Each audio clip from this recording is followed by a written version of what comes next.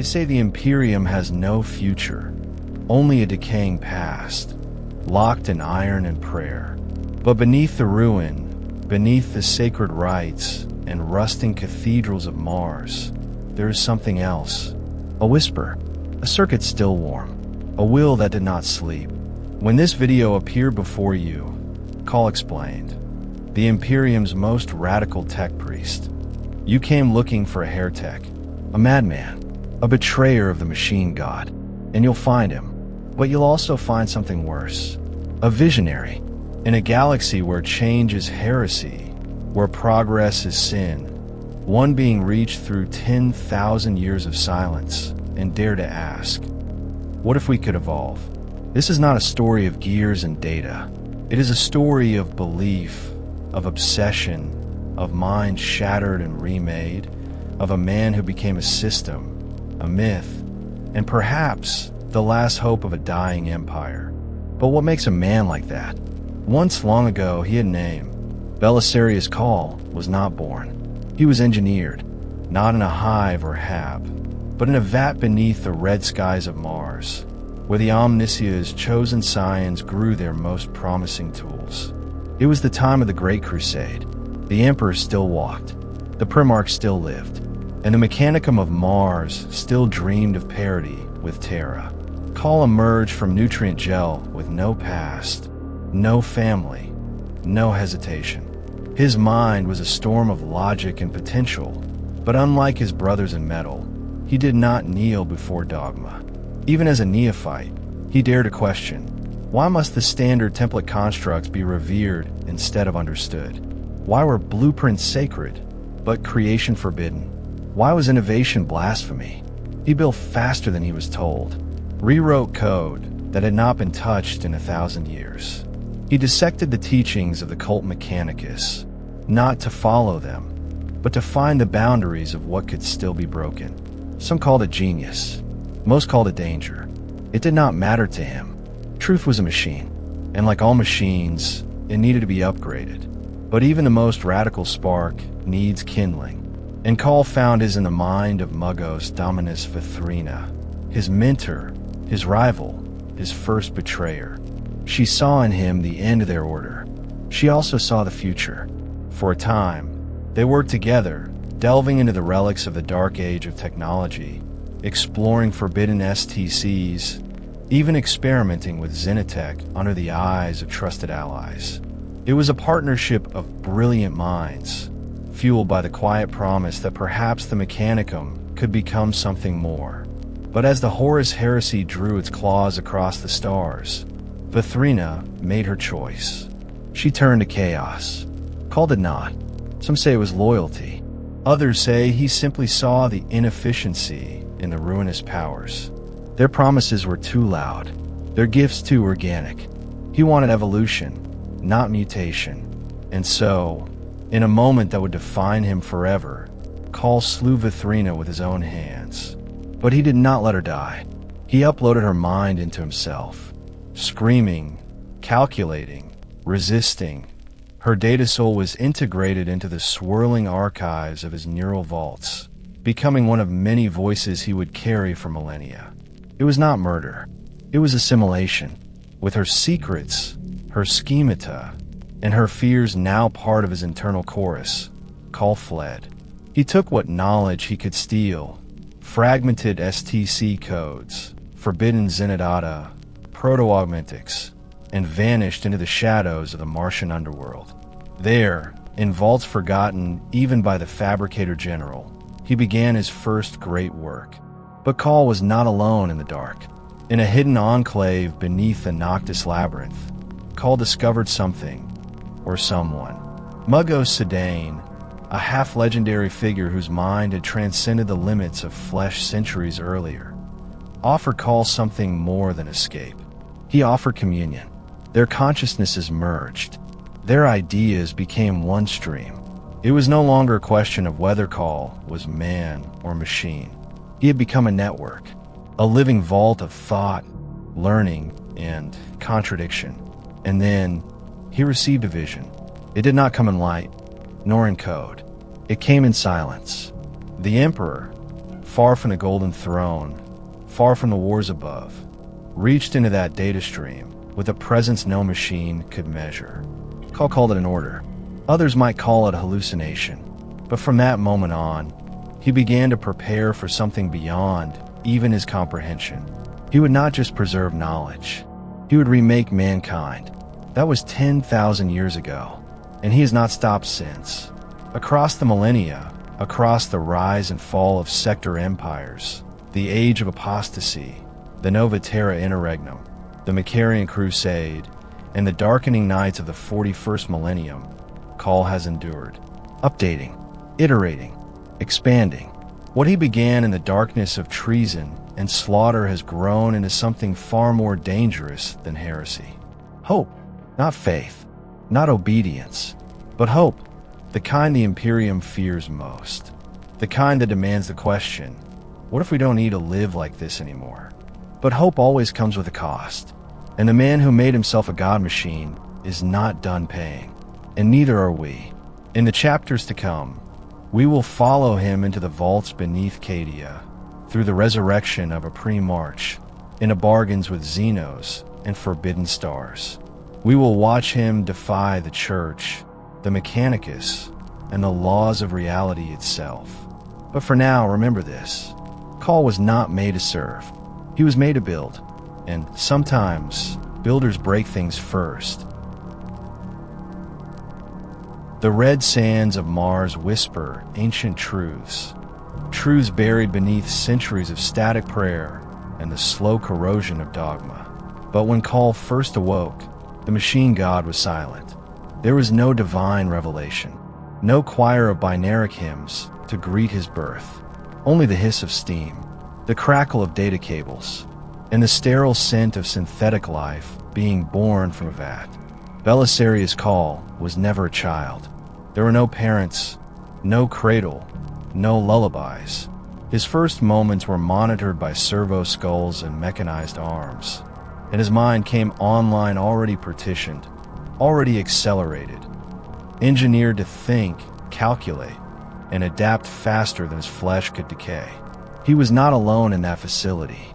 Hundreds of others were grown, some to be menials, some to be Scutarii, others to be future tech priests. But Cawl's mind was different, unbounded. He grasped calculus as instinct, code as language. The Omnissia's litanies meant nothing to him unless they served a purpose. He questioned everything, and that was his first sin. To question within the Martian priesthood is not curiosity. It is sacrilege. The cult Mechanicus, even during the Great Crusade, was not a body that tolerated deviation. Their scriptures were rigid. The STCs were sacrosanct. The past was not a foundation. It was a prison, and Cawl had begun testing the bars before he could even speak aloud. As an acolyte, he was brilliant, too brilliant. Assigned to restore an ancient data forge in the Tartarus wastes, Cawl modified the systems instead. The forge ran more efficiently, but differently. That alone was nearly grounds for memory purging. But he was protected, for a time. His superior, Mugos Dominus Vithrina, was no fool. She saw in Cawl a blazing light, a fire that could either fuel a new age or burn down the red planet itself. Rather than extinguish him, she nurtured him. Together, they began a dangerous dance across the fringe edges of knowledge. They explored archived STCs buried beneath continental crusts. They decoded blacklisted standard patterns and recovered weapon schematics considered too powerful to trust, even to Titans. They went beyond what the Mechanicus called preservation. They entered the realm of innovation. Cawl, ever hungry, pushed further, while his peers spent decades ritually unlocking a single cogitator. Cawl would rewrite its language in hours. He built machine spirits not just to obey, but to learn. He experimented with genetic manipulation, trying to understand why the flesh had failed during the Dark Age, and whether it could be rebuilt. He even challenged the Pre-March project. Not openly, not directly, but beneath the Martian crust, Cawl had found traces, genetic footprints, technical echoes. something buried by the Emperor's own hand. He began piecing together the puzzle of how the Primarchs were made, not to replicate them, at least not yet, but to understand the scale of what was lost. It was during this time that Cawl began constructing the earliest versions of what would one day become his most terrifying trait, the self-archive. He recorded everything, not just notes or code. He began the process of fragmenting his mind, partitioning it, storing modules of himself like living data, test logs of thought, forked personalities, memory shards. It wasn't madness. It was preparation. If he were ever destroyed, part of him would live on, evolving, adapting, waiting for the moment to resume. But the higher he climbed, the more dangerous he became. Whispers began to spread. Acolytes spoke of experiments that could mimic life. A forge temple in the Chrysi Planitia reported machine spirits that didn't just obey. They asked questions. Servitors around him began to exhibit strange feedback loops, complex behaviors not accounted for in their lobotomized brains. And then came the discovery. A hidden cache. A stasis-locked vault buried beneath the caldera of Pavonis Mons, sealed during the earliest years of the Age of Strife. Inside, a damaged but partially intact artificial intelligence. Cawl interfaced with it, and the moment he did, he understood why the Imperium had forbidden such things. It did not try to kill him. It did not beg for freedom. It simply asked, "What do you want to know?" From that moment on, Cawl was no longer content to repair the Imperium's machines. He wanted to remake them. His days in the open Mechanicum were numbered. Vathrina, still protective, still a mentor, began warning him, quietly, urgently, to slow down, to hide his ambitions. But Cawl could not stop, because something in the data, something in the patterns, kept pointing forward. He saw a future none of his peers could envision. A time when the stars would turn black and the gods of ruin would pour through. A time when the Imperium would break under its own rusted chains. And he saw one chance to change that outcome. Progress. He didn't want to destroy the Imperium.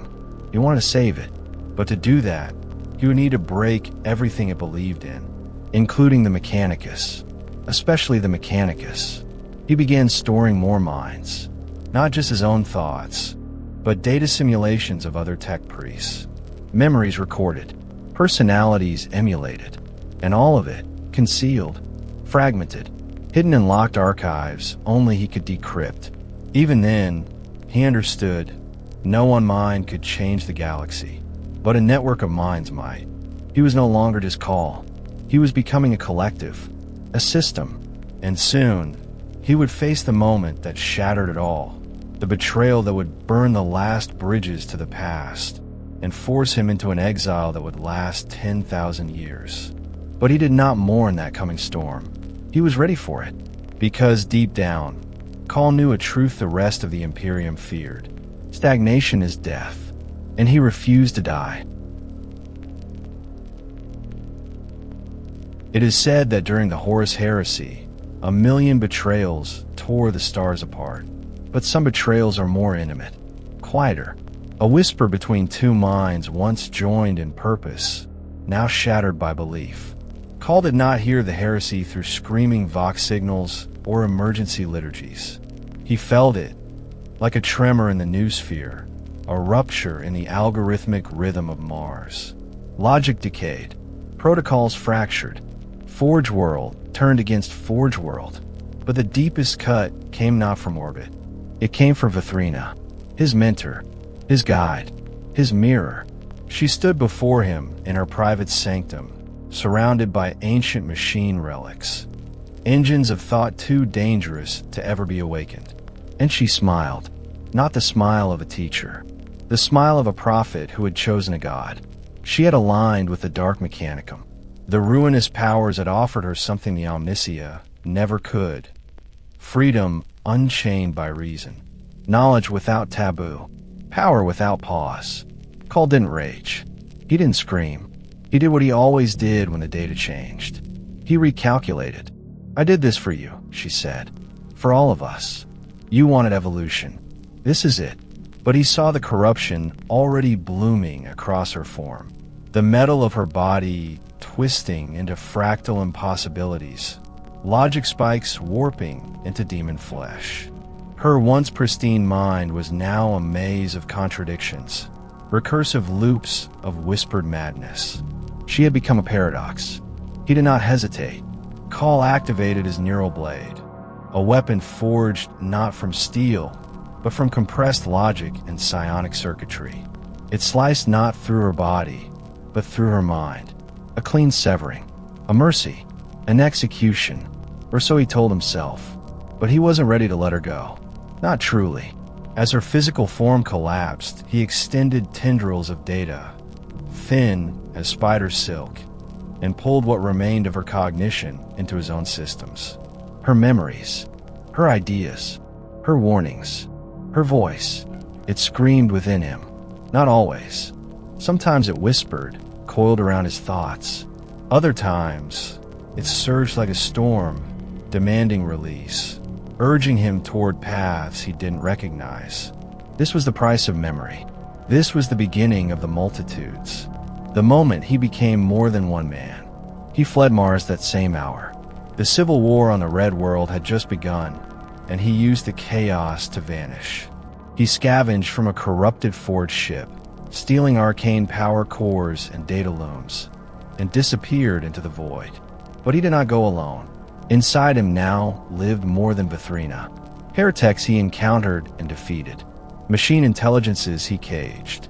Fragments of AI, half-corrupted cogitator spirits, and even entire Martian data temples. All of them he integrated. Each voice added to his growing chorus. Some whispered, some screamed, some dreamed. Cawl was not a man. He was becoming a choir of minds, stitched together by will and purpose, orbiting a single, terrifying mission. Prepare for what comes next. For decades, he lived in the dead zones of space, among the wreckage of Mechanicum civil war, amid forgotten stations and shattered moons. He reassembled a vessel of his own, part ship, part forge world, part data vault, and named it Ars Biologus Ultima. There, he built in silence. He dissected corrupted tech from the dark Mechanicum, not to use it, but to understand it. He hunted down STC fragments lost in warp storms and sealed them in stasis vaults. He tested theories in secrecy, creating machines that would make even the Inquisition flinch. And one day, he met a ghost, not a literal specter, but a figure whose existence was more myth than fact. Mugos Sedane. No longer flesh, Sedane had become something post-organic. A living mind stream suspended in quantum filaments, existing within the ruins of a forgotten data library orbiting a neutron star. Cawl reached out, and Sedane reached back. They merged, not as equals, but as scholars. Their minds did not blend like oil and water. They aligned, forming a composite intelligence capable of parallel thought across thousands of processes. Ideas Cawl had only touched, now accelerated. New blueprints formed in seconds. Genetic matrices danced like fire across their synaptic maps. This was not the embrace of chaos. This was order, refined beyond comprehension. Then came the vision. Cawl had no belief in gods, not even the Omnisia. But something broke through. Not from the warp, not from chaos, from Terra. He described it only once, in a sealed log, a light within the silence, a command without words, a pattern beyond logic. He showed me what was needed.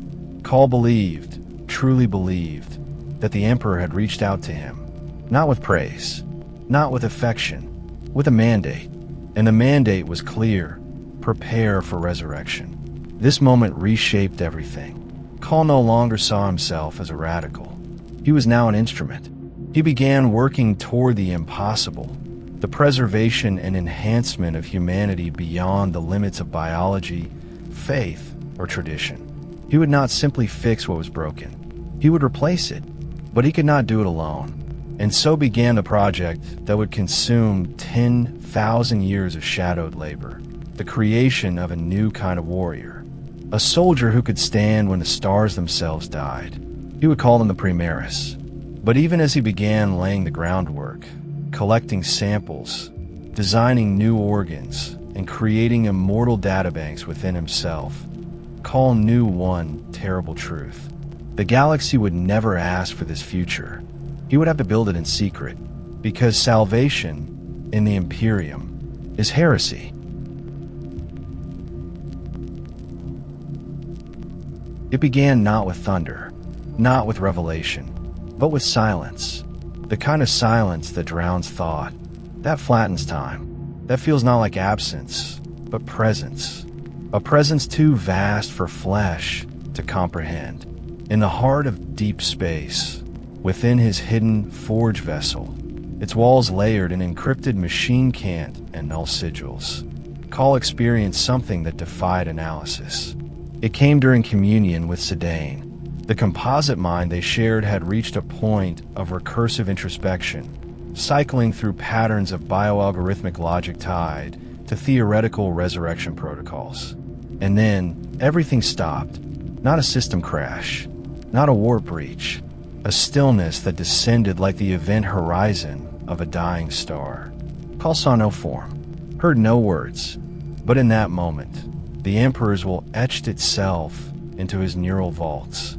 Not as speech, not as prophecy, as design, blueprints that burned into his internal matrices. Visions of life beyond degeneration, schematics of organs that had never evolved, only been intended. The Emperor had not spoken, but he had issued a directive, a secret task that could not be given to any loyal servant of the throne. Not the ecclesiarchy, not the Inquisition, not the fabricator general, only to someone outside the chain of trust, someone unbound, someone like Cawl. And in that moment, the weight of it crushed him. What he saw was not a better Imperium. It was an ending, and a new beginning that would require unspeakable cost. The great work, as he would later call it, was not a project of pride. It was a burden, a contingency plan built into the Emperor's grand design. A resurrection not of flesh, but of function. The Imperium, as it stood, would not survive. Its faith would crack, its armies would falter, its reliance on superstition would choke it to death. Cawl's task was to build the tools to endure what came after. He did not hesitate. He severed the last of his ties with Mars, deleted every trace of his existence from Martian archives, implanted false trails, seeded misinformation. Cawl to not just go underground.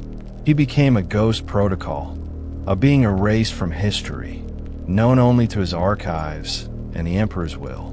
But even he could not proceed alone, so he sought out a living link to that mandate, a node in the Imperium who could someday receive what he would build. That node was Guilliman, not yet risen, not yet saved, but Cawl saw the potential, and he made contact, not with Guilliman himself, but with trusted agents loyal to the dream of a unified Imperium. Administratum officials, clandestine scholars of the Principia Mechanica, rogue explorators who had glimpsed Cawl's work and not recoiled. Through these channels, a quiet agreement was formed. When the time came, when the galaxy bled, Cawl's work would be delivered. But the work itself would take millennia. He created vaults, not simple storage, but labyrinths of time-locked forges, each buried within asteroid belts, planetary cores, deep space anomalies. Some were tethered to null space. Others floated untethered between systems, hidden by cloaked servitor fleets that never slept. Within each vault, pieces of the design. Cawl would not risk a single failure, ending everything. So he modularized his ambition.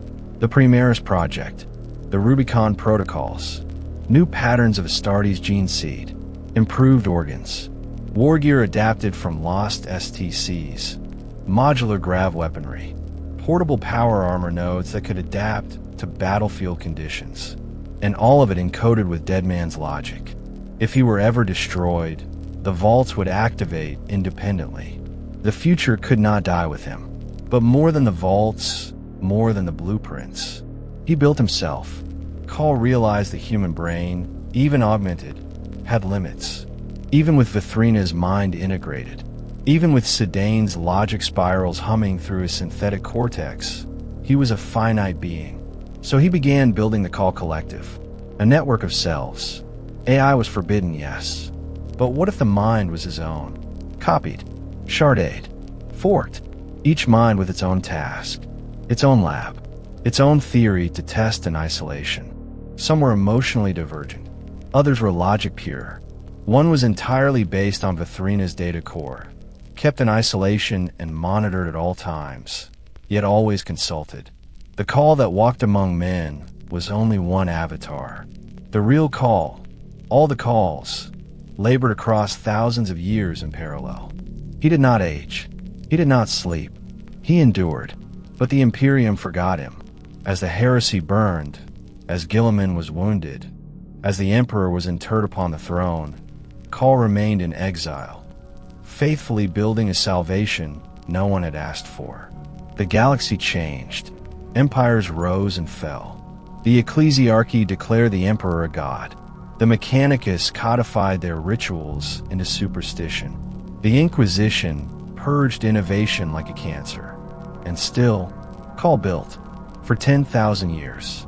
The great work became not a single project, but a living machine of machines, one that adapted to every change in the Imperium's decay. He did not despair. He planned. And in his deepest archives, in a vault beneath a dead moon orbiting a black hole, a data soul flickered to life, a last remnant of something terrible and ancient. A being Cawl would eventually call upon, when his vision demanded the impossible. A Tan, but that would come later. For now he worked, because the Emperor had spoken, and Belisarius Cawl was the only one still listening. There is a silence more profound than death. It is not the silence of a battlefield after the guns fall quiet, not the silence of vacuum or prayer. It is the silence of design, the stillness of perfect purpose waiting to be born. For 10,000 years, Belisarius Cawl labored in that silence, while the Imperium clawed at its own throat, warring over faith, icons, and rusting relics. He built something it could neither imagine nor accept. The great work was not one creation. It was 1,000 miracles, each forged in defiance of tradition, each hidden in shadow. And it began with the body. Cawl knew the Astartes were dying, not as individuals, but as a design. Their gene seed, once pure, was degrading. Mutation rates were rising. Reproductive failure loomed. The chapters were splintered, isolated, obsessed with their own legacies. The Emperor had made them as weapons. Cawl would remake them as instruments of continuity. He began with the genome, taking fragments recovered from lost vaults, using corrupted data scraped from Vithrina's memories and Sedane's pattern maps. He reconstructed the scaffolding of the original pre-March project, not to recreate the Primarchs, but to refine the tools they had been made to command. Cawl designed new organs, 3, then 6, then over a dozen. Some replaced failing ones. Others were entirely new. The Magnificat, a gland intended to bridge physical and mental performance. The Belisarian Furnace, a fail-safe organ to push a Space Marine's body beyond death. The Sinew Coils, metallic muscle replacements to resist degradation in radiation-heavy war zones. Each was grown in cloned gene matrices, tested across millions of simulations, then refined again. He did not test on living Astartes. Not first. He tested on himself, not his main body, but his shells, copies, bioframes grown in vats, injected with simulated Astartes DNA, then subjected to every known condition of the galaxy. War corruption, plagues, psychic warfare, zero atmosphere. Failure was constant, but failure was data, and Cawl loved data. He worked alone, but not lonely. Within him were voices Bathrina arguing against the furnace's volatility, Sedaine proposing neural mesh architecture, Cawl 3 and Cawl 7 debating surgical integration routes. They were simulations, echoes. None were real, but to Cawl, they were present. His consciousness was now distributed across hundreds of forge sites, some housed in asteroids, some in artificial moons, others deep beneath the crusts of dead worlds. To a lesser mind, this would be madness. To Cawl, it was evolution. Over the centuries, he expanded his reach. He created digital servitors to roam the stars, harvesting genetic material from dying space marines. He built stealth drones to infiltrate battlefields and recover battlefield telemetry in real time. Every shred of data fed back into the work. He wasn't just making new marines. He was designing a species, more stable, more adaptable, better suited for the long war that never ends. But the body was only part of it. The war gear, too, had to change. The MKX Tacticus armor was developed in tandem with the Primaris physiology, modular, responsive, and infused with adaptive systems capable of battlefield self-repair. Gravis, Phobos, Intercessor, Hellblaster, each variant tailored to specific roles, each bearing the mark of forgotten STC brilliance, reinterpreted through Cawl's defiant lens. He even created new weapons, plasma incinerators, auto bolt rifles, gravity-tuned projectors that no one on Terra even knew were possible. And he stored it all, every pattern, every protocol, every improvement, locked in stasis vaults scattered across space, each sealed with cryptologic rites only his future self could decode. Because he wasn't just designing for the now, he was designing for collapse. Cawl foresaw what few dared admit. The Imperium could not last in its current form. It was running on rust and ritual, held together by ignorance and fear. So he built for the fall, and beyond it.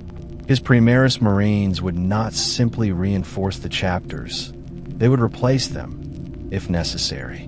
He did not plan rebellion. He did not seek power. He sought continuity. That was the terrifying part. He believed he was saving mankind.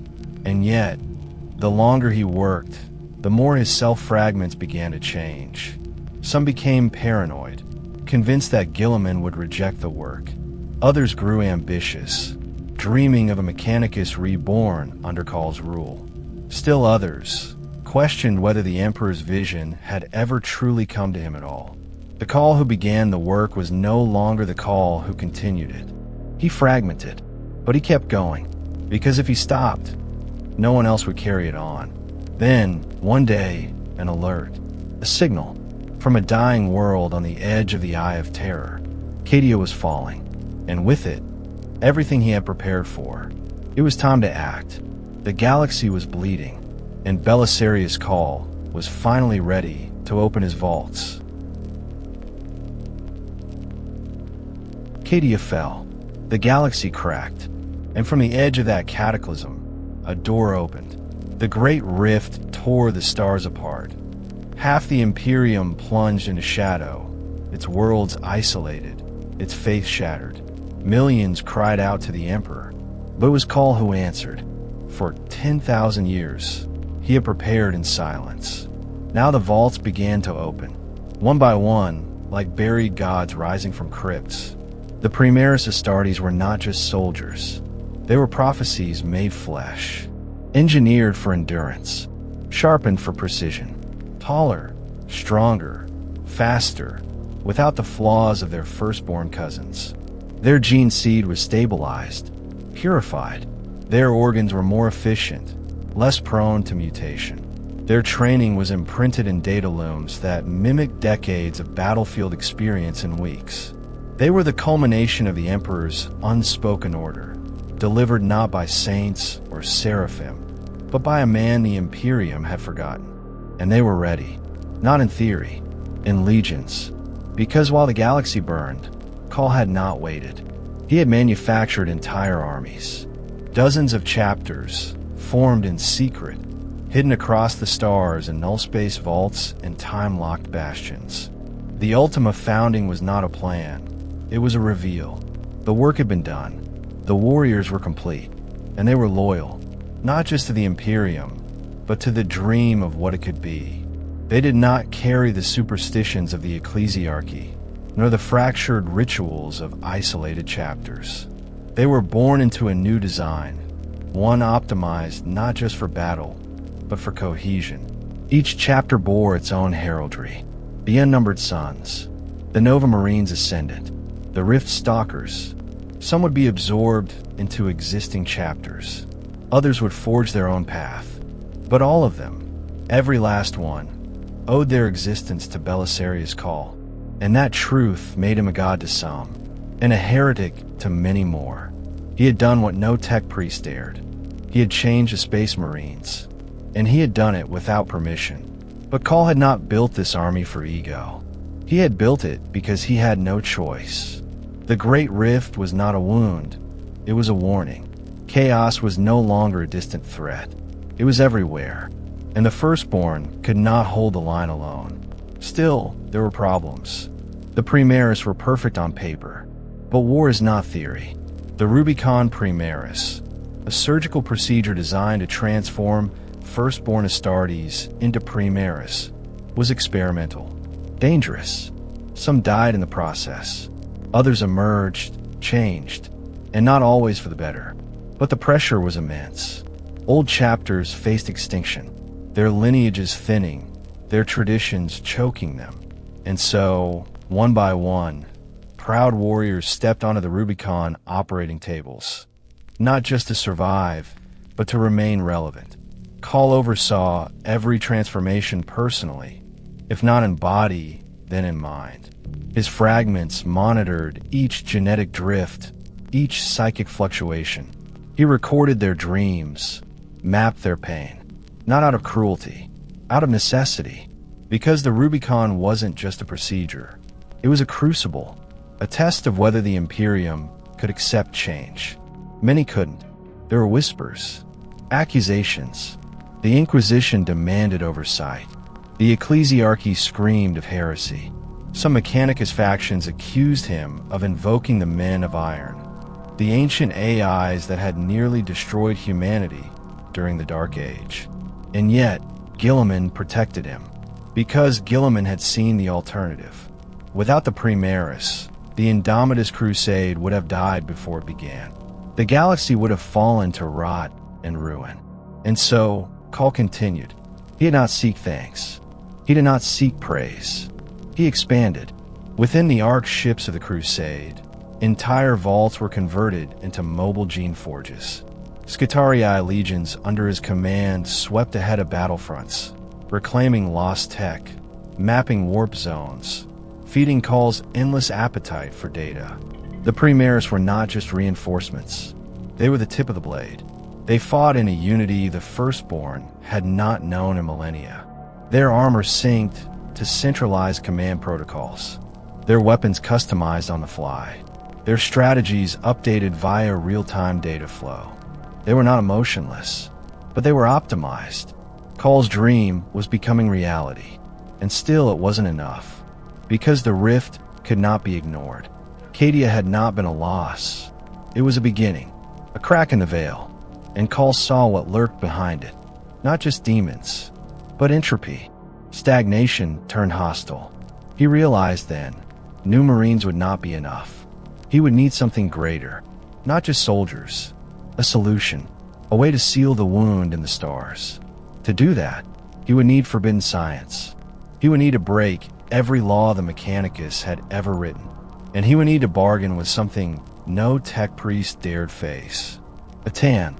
But first, he would make a dying god walk again, because Guilliman, the last loyal son, still slept in stasis, and Cawl was the only one who knew how to wake him.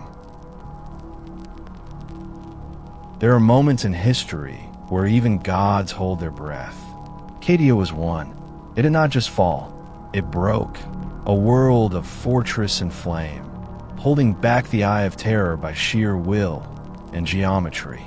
The pylons beneath its crust, ancient and alien, had anchored the warp, kept the madness at bay. And when Abaddon came, he came not just with war, but with purpose. The Black Fleet did not want to conquer Cadia. It wanted to end it. As the Blackstone Fortress shattered the planet's mantle, and the sky split into unholy fire, the pylons began to collapse. The Eye of Terror surged outward, no longer held in check. The Great Rift opened, real pace screamed, and the galaxy became something else. Amid this cataclysm, when the Imperium fractured into two bleeding halves, Belisarius Cawl emerged from shadow. Not as a prophet, as a last line of reason. He had come to Cadia not by chance. He was drawn to the pylons, those ancient monoliths capable of stabilizing the warp. He believed they were not imperial, not even human, but they were essential. With him was a device, the Tesseract Labyrinth, stolen from a Necron tomb beneath the surface of the world designated Salamis. Within it, bound by graviton locks and chronophase dampeners, pulsed a god, or what was left of one, a tan shard, captured, shackled, suffering. The being was known only as the Deceiver, one of the star gods shattered by the Necrons long ago. Now, it was Call's prisoner. He did not revere it. He needed it, for the pylons were Necron design, and only a Necron god might know how they worked. This was the depth of Call's pragmatism. To save the Imperium, he would ally with anything, even the enemy of gods. But Cadia was already dying. The Black Fleet had breached its core. The pylons were failing, and in those final hours, Cawl attempted the impossible. He tried to use the pylon network to stabilize the Eye of Terror. He believed the key was resonance, the frequency of null space harmonics. If he could attune the pylons, align them across a continent-wide data lattice, he might dampen the warp's influence across the entire sector. It almost worked. Almost. But the orbital bombardments shattered the lattice. The pylons buckled, and the eye expanded. The planet began to tear apart. Reality bled.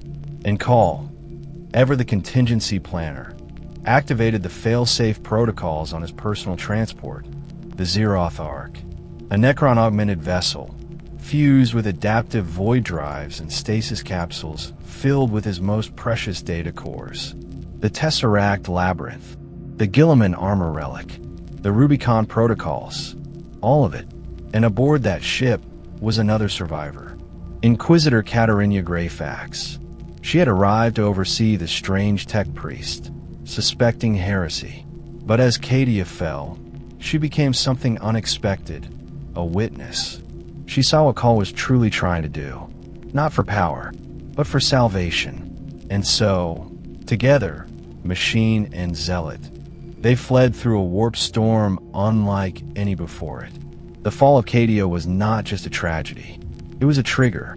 The Imperium Nihilus was born. Half a galaxy plunged into darkness. But so too was a new age. Because aboard the Zeroth Ark, Cawl carried a secret he had kept for millennia.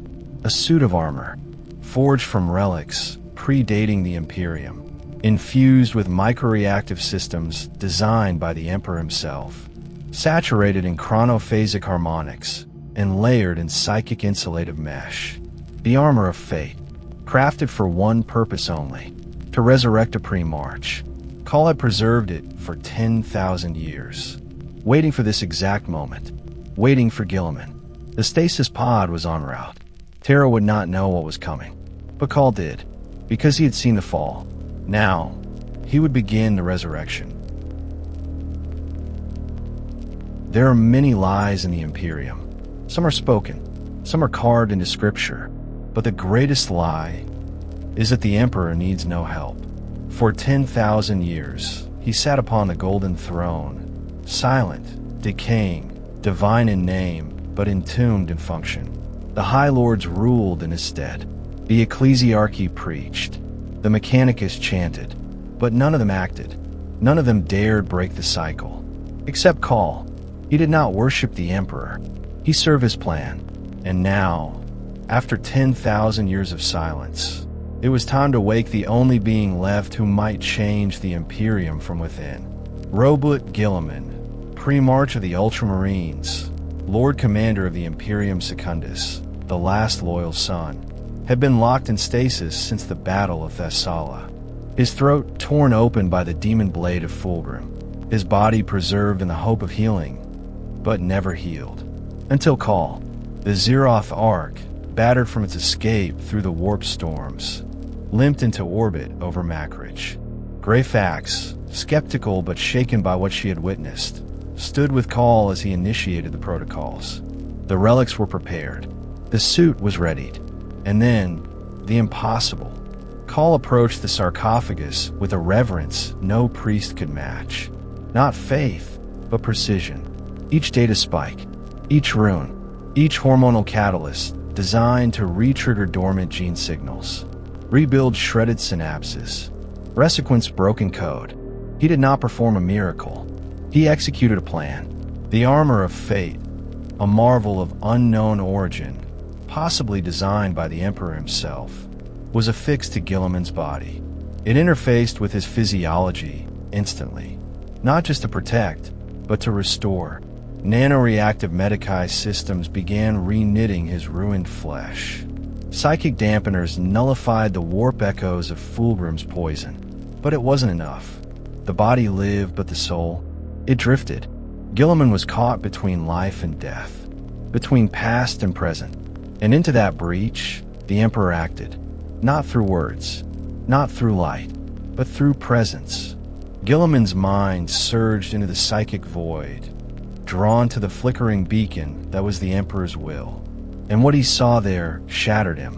Not a god, a prisoner, a father on fire, a corpse king held aloft by machines and myth, surrounded by high priests who fed on his still-burning soul and called it worship. Guilliman returned, but not unchanged.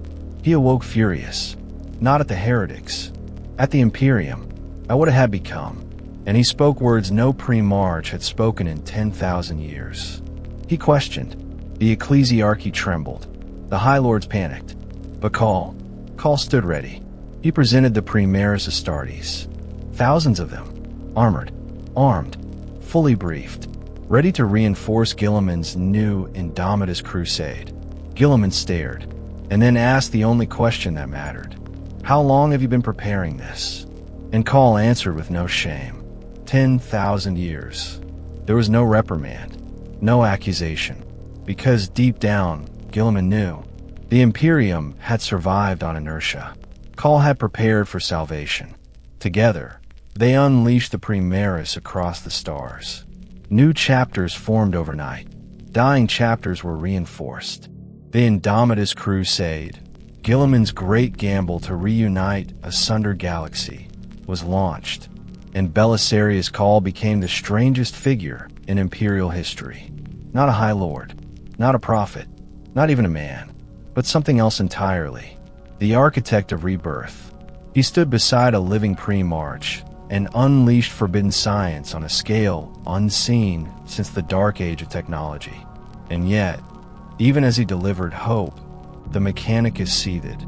The Inquisition watched. The ecclesiarchy hissed.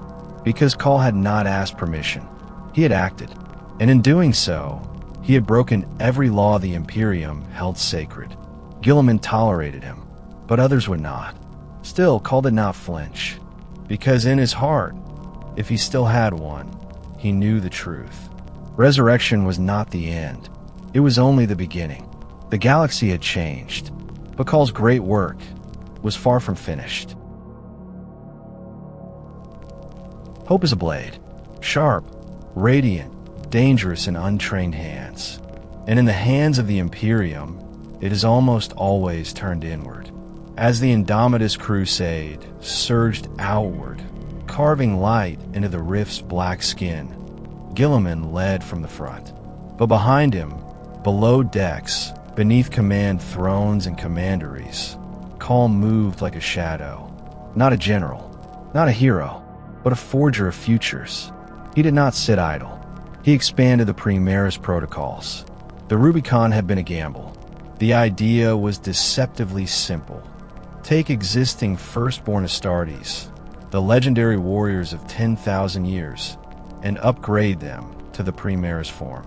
New organs, improved resilience, enhanced strength, but the procedure was lethal, complex.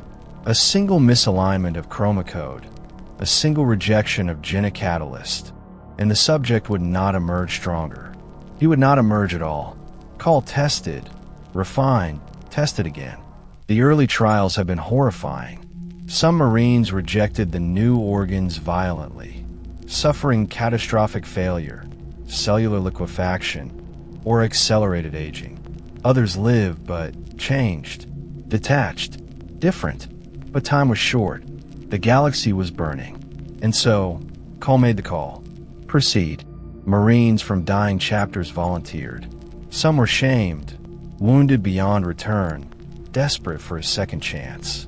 Others saw it as ascension, becoming more than what the Emperor's design had allowed. And they crossed the Rubicon. Some did not return. Those who did became something new. Cawl logged every success, every death. He mourned none of them, not because he was cruel, because mourning was inefficient. The Rubicon was refined, stabilized, and it spread. Soon, the sons of Dorn, Vulcan, and Corax walked the stars again, rebuilt. But this created a fracture, a wound not of flesh, but of legacy. Many firstborn saw the Primaris as imposters, artificial, unproven, lacking the scars, the history, the soul of their chapters. Cawl understood, but did not care, because legacy did not matter. Continuity did, and so he expanded again. Within the fleet forges of the Indomitus Crusade, he deployed entire manufactoria, war constructs capable of producing suits of MKX armor, whole arsenals of plasma incinerators, and surgical pods for Rubicon conversion. He turned Guilliman's crusade into a mobile species factory. But even Guilliman grew wary. Cawl's methods were efficient, yes, but they were also opaque. His self-fragmented mind spoke in riddles. His motivations were obscured by 1,000 layers of backup reasoning and future logic paths. And then there was the Cawl Inferior, a self-replicated clone housed in a containment sphere, designed to interface with Imperial bureaucracy, answer questions, and relay data in Cawl's absence. But it spoke in strange tones. It disagreed with Cawl. It sometimes questioned the work. It called itself a failsafe, a conscience, and Guilliman hated it. He demanded answers, demanded clarity, but Cawl, true to form, only offered what was necessary. This tension simmered. Cawl, the savior architect, was now becoming something more dangerous to the Imperium. An independent actor, he had armies under his influence. Entire chapters of Primaris Marines owed their existence to him. Scutarii legions followed his voice. Mechanicus fleets, radical and experimental, aligned with his vision rather than Mars. And he was still not done. The Indomitus Crusade rolled across the stars, from Baal to Vigilus, from the fringes of Ultramar to the edge of Segmentum Obscurus. Wherever the Primaris landed, worlds were saved. Chaos was beaten back. The Imperium rallied, but always the whispers followed. Cawl defies the Omnisia. Cawl traffics with Xenos tech. Cawl breaks the Treaty of Olympus. The Fabricator General of Mars, ancient, immobile, inert, did not respond.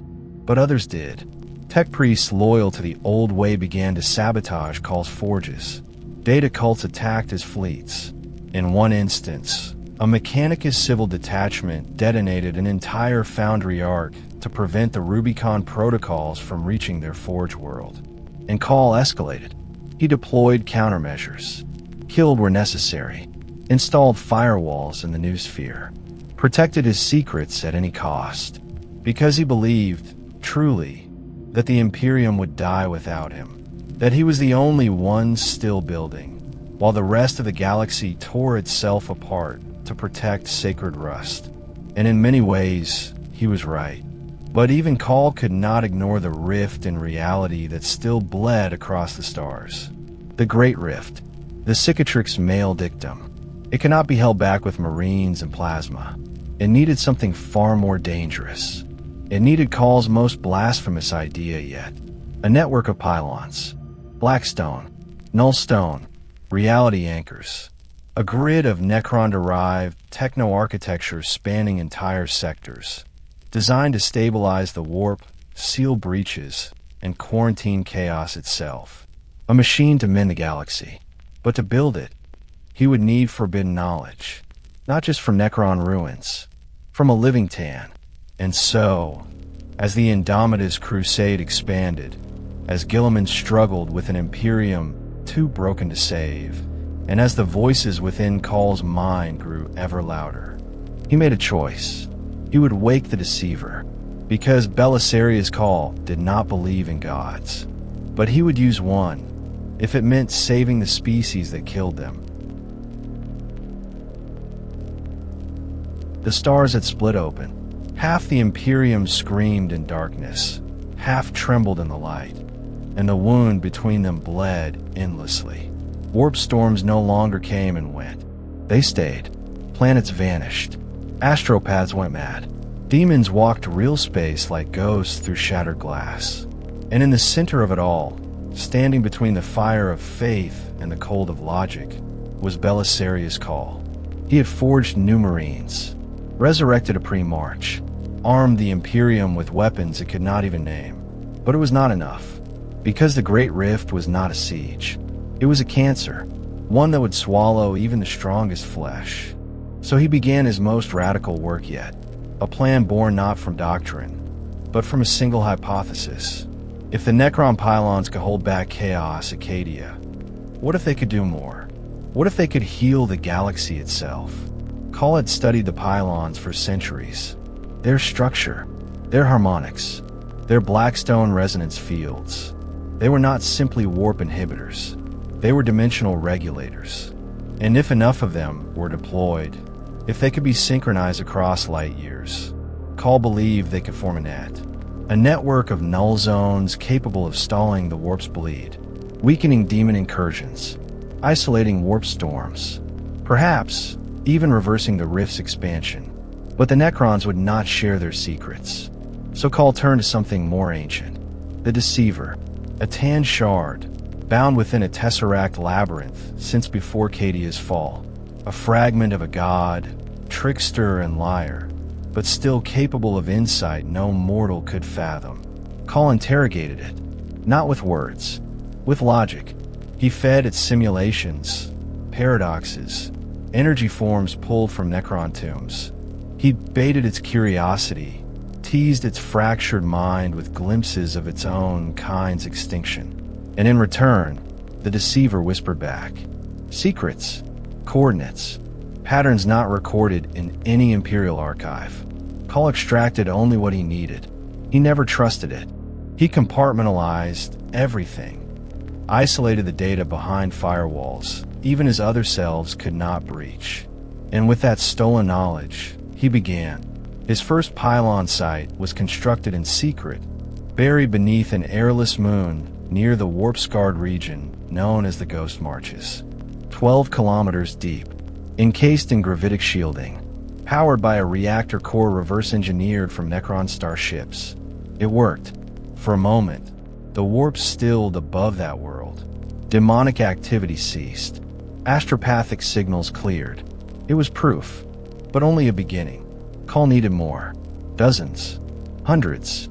A lattice across the Imperium Nihilus. Anchors to hold back the storm. And so, he dispatched construct fleets, servitor vessels, Skitarii engineers, data forges on the move, each tasked with finding worlds where the pylon grid could be embedded. But everywhere he turned, he met resistance. From within the Imperium, the Ecclesiarchy declared the pylons heretical. Xeno's architecture meant to corrupt the Emperor's realm. The Inquisition launched probes into his activities, suspecting collusion with Necrons. Even Mars itself stirred, with factions of the Mechanicus calling for his termination. But Cawl had long stopped asking for permission. He activated sites anyway. Some failed, consumed by warp backlash, sabotaged by Puritan radicals. Others succeeded, creating brief islands of clarity in the sea of madness. Yet each success carried a cost, because the deceiver, though chained, was not dormant. Every use of its knowledge risked contamination. Ideological, psychic, mimetic. Cawl began to see patterns in his own thought processes. Decision trees that echoed the Tannis' own cruel logic. Even some of his subroutines began disagreeing with each other, suggesting surrender, not in a language of defeat, but of inevitability. One fragment of himself, Cawl 8, suggested that true order might only be achieved if the galaxy's chaos were allowed to collapse, so that something new could be built from its ashes. Cawl deleted the process immediately, but the idea remained, festering. Was the great work a delay, or was it defiance? Could the Imperium be saved, or merely prolonged? Still, he moved forward, because even doubt could be productive. He constructed an entire Blackstone arc, a mobile pylon foundry, orbiting near the edge of the rift. Its sole purpose, seeding null pylons across critical warp routes, stabilizing Imperial supply lines, and testing long-range resonance. Some worlds responded, others imploded. Guilliman confronted him again, demanding answers, accountability. Cawl offered only data. "This is the price of resistance," he said. "You want to hold the line? I want to erase it." And Guilliman said nothing, because part of him knew. Cawl might be right. The warp could not be destroyed, but it could be contained.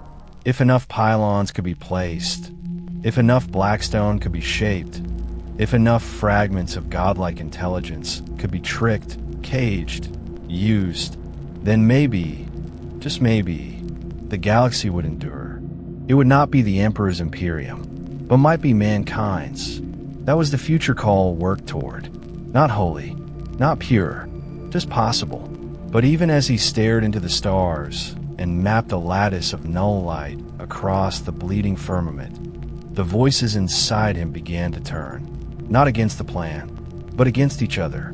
Because salvation, too, demanded sacrifice. And the man who built everything may be the one thing that must be broken. What do you call a man who speaks in 10,000 voices, wears the skin of a priest but defies every god, and dares to touch the forbidden not for power, but for purpose? In the Imperium, there is only one word for such a being: heretic. For every miracle Belisarius Cawl brought into the galaxy, every Primaris Marine, every Rubicon success, every pylon that dulled the shriek of the warp, there followed an echo of outrage. Because the Imperium does not fear failure, it fears change. And Cawl had changed everything. He was not the first radical in the Mechanicus, but he was the first who succeeded so utterly that even the High Lords had to look away. The Primaris project alone would have justified 1,000 excommunications, but did not stop there. He had trafficked with Xeno's relics, Necron Blackstone, Eldari webway data, even fragments of Tyranid biology for immunity research. He had utilized AI architectures, not in the forbidden men of iron sense, but in something stranger: fractal selves, recursive mind clones, partial personalities running in parallel with his own neural net. The Cawl inferior, that orb-bound echo of conscience, became the symbol of his most controversial sin: self-division. Not merely multiple minds, independent decisions. Some saw this as brilliance. Others saw it as the fracturing of a once coherent soul. Was Cawl still himself? Or had he become a network of ghosts, each pulling at the limbs of a body too ancient to die? Worse still were the rumors that Cawl had begun experimenting on human evolution beyond the Astartes template, that he sought to correct flaws in the baseline population, that he had constructed experimental habitats, isolated human test environments, to simulate post-imperial societal models. One such station was found by the Inquisition. Its population had been dead for centuries, but their genome was flawless. Others claimed Cawl had delved into time manipulation, using Necron phase technology to slow his own perception, simulate centuries of thought in minutes. If true, this would make him older in experience than even some demons. And yet, he remained officially a servant of the Adeptus Mechanicus, even though he had been offered the position of Fabricator General, and refused it. That alone was unprecedented. The Fabricator General rules Mars, oversees all Mechanicus fleets, holds equal power to the High Lords, and Cawl did not want it. Because Cawl did not want power. He wanted freedom. Freedom to build, to expand, to dream without the weight of politics or the chains of prayer. But his refusal did not spare him scrutiny. Martian purists launched pogroms against his enclaves. Skitarii legions turned on each other, those loyal to tradition versus those loyal to Cawl's vision. In some regions, the conflict was open war. Cawl responded only where necessary. He did not retaliate with force unless provoked, but he always protected his data vaults, his pylon seeds, his mobile Rubicon labs, because even if the galaxy burned, the work must continue. Meanwhile, his relationship with Guilliman strained. The Lord Commander respected results, but Cawl's methods were increasingly opaque. He spoke less, withheld more. Even the Cawl inferior began to refuse Guilliman's direct queries, claiming protocol errors, locked knowledge, future sequence decisions. Guilliman threatened to shut him down, but could not, because the Imperium needed him, and Cawl knew it. So he continued. He built a new class of war machine, an evolution of the Dreadnought design, powered by Blackstone resonance and warp dampening coils. He began work on the Omniscient Codex, a theoretical weapon not of destruction, but of data, a singular record of every known Imperial failure, designed to predict future collapse before it begins. He even began recovering Xeno's souls.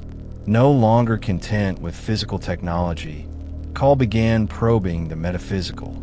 Using Eldar Soulstone resonance, Necron engram mapping, and rumored collaboration with Trays in the Infinite, he sought to understand memory as an energy pattern. If successful, he could potentially resurrect minds, not as ghosts, but as functional intelligences. Not AI, not warp-spawned. Something new, something worse, or something better. That was the question. Because even his defenders now whispered, had Cawl gone too far? Was he still working for the Emperor's vision? Or had he surpassed it? Had his great work become a religion of its own? And if so, what was its god? Cawl never answered. When asked by an ecclesiarch how he justified his blasphemies, he responded only, "I do not blaspheme, I improve." And when asked if he still believed in the Omnicia, he said, "I believe in the machine that is yet to be built, in the Imperium that is treason." And yet, they cannot silence him, because Belisarius Cawl is no longer just a man. He is a system, a myth, a self-sustaining paradox. He builds the Imperium's future, even if it means destroying its past. The galaxy is dying. It dies in silence and in screams, in the howling of demons, the groan of rusted hulls, the last prayers of broken worlds falling into black suns. And somewhere in that endless entropy, among the circuits and the screams, stands Belisarius Cawl, architect, heretic, visionary, machine, or perhaps something more. He is not beloved. He is not trusted. He is not even understood. To the ecclesiarchy, he is an abomination. To Mars, a dangerous anomaly. To Guilliman, a necessity burdened with too much freedom. But to history, he is something worse than all of that. He is new, in a universe that fears the new like it fears the warp. He rebuilt the Angels of Death when their bloodlines failed. He raised Guilliman from the edge of death with relics older than the Imperium itself. He created weapons the Mechanicus could not name, and began a lattice of Blackstone pylons across real space to hold back hell. And he never once asked for permission. Not because he is arrogant, but because he knows what stagnation brings. He has watched the Imperium rot beneath its golden idols. He has read the scripts of the past and seen the ending written in every line. So he writes his own. But what will it cost? Cawl no longer knows how much of him is still him. His mind is a cathedral of voices, some loyal, some insane, some endlessly calculating futures no soul could bear to see. He has cloned himself, argued with himself, locked away versions of himself that strayed too far. He calls it efficiency. Others call it madness. And yet, the question remains. The question whispered by inquisitors, roared in Mechanicus synods, pondered even by Guilliman in his most private silence. Is Cawl saving the Imperium? Or is he simply delaying its end? Perhaps they are the same thing. Perhaps salvation, in this galaxy, can only come from the blasphemous, from those who dare. Belisarius Cawl dares. He dares to believe the Imperium can be more than rust and prayer. That men do not have to worship machines to use them. That evolution is not a sin. And in doing so, he becomes the most dangerous kind of figure. Not a rebel, not a tyrant, a builder, one who plants the seeds of a garden he may never see bloom. Whether the Imperium calls him a savior or a heretic will not matter in the end, because Cawl does not care what the galaxy thinks of him. He only cares that it survives. And if he must break a god to make that happen, he will, because some fires aren't lit by faith. Some are lit by vision, and Cawl still burns.